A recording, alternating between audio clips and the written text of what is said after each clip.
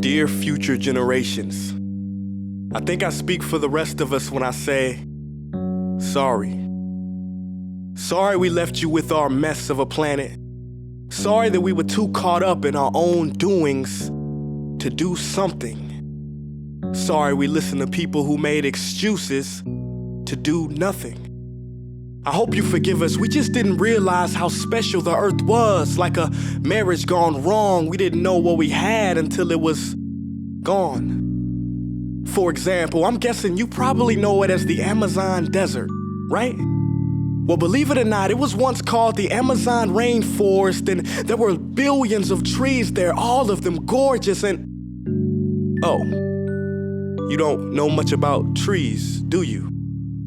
Well, let me tell you, trees are amazing. I mean, we literally breathe the air they are creating. They clean up our pollution, our carbon. They store and purify water, give us medicine that cures our diseases, food that feeds us, which is why I'm so sorry to tell you that we burn them down. Cut them down with brutal machines, horrific, at a rate of 40 football fields every minute. That's 50% of all the trees in the world gone in the last 100 years. Why? For this. And that wouldn't make me so sad if it weren't so many pictures of leaves on it. You know, when I was a child, I read how the Native Americans had such consideration for the planet that they felt responsible for how they left the land for the next 7 generations. Which brings me great sorrow, because most of us today don't even care about tomorrow. So I'm sorry. I'm sorry that we put profit above people, greed above need, the rule of gold above the golden rule. I'm sorry we use nature as a credit card with no spending limit, overdrafting animals to extinction, stealing your chance to ever see their uniqueness or become friends with them. Sorry we poison the ocean so much that you can't even swim in them. But most of all, I'm sorry about our mindset, 'cause we had the nerve to call this destruction progress. Hey Fox News, if you don't think climate change is a threat, I dare you to interview the thousands of homeless people in Bangladesh. See, while you were in your penthouse nestled, their homes were literally washed away beneath their feet due to rising sea levels. And Sarah Palin, you said that you love the smell of fossil fuels. Well, I urge you to talk to the kids of Beijing who are forced to wear pollution masks just to go to school. See, you can ignore this, but the thing about truth is, it can be denied, not avoided. So I'm sorry, future generations. I'm sorry that our footprint became a sinkhole and not a garden. I'm sorry that we paid so much attention to ISIS and very little to how fast the ice is melting in the Arctic.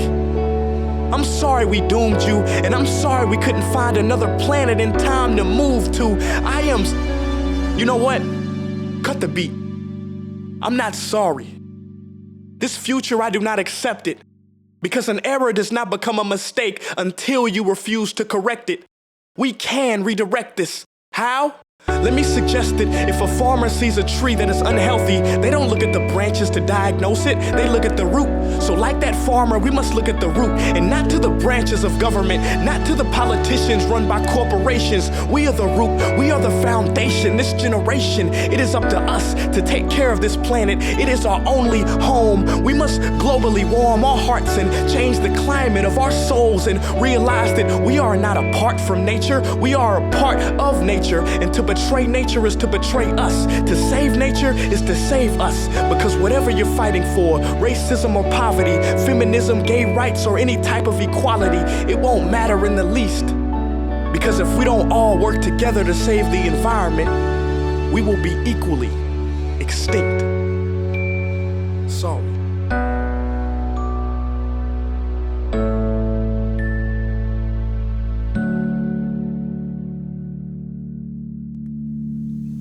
Hey guys, for the past several weeks, I've been here in Africa, the heart of Africa, witnessing the horrific destruction of the rainforest, which inspired me to write this piece. Why are forests being destroyed at such an enormous rate? For this. Today we live in a world where destroying trees makes you money. So what can we, normal people, do about it? One way to directly fight the destruction is to stand for trees. By standing for trees, not only can you save the lives of trees, help forest communities, and protect the rights of animals to live in their homes, but you will also balance the amount of pollution that you yourself give off with your everyday activities, making you a part of the solution and not the problem. This is the option that I chose. But whatever way that you choose to stand for trees, do it. Because a wise man once said, when the rivers are all dried up and the trees cut down, man will then realize that he will not be able to eat money.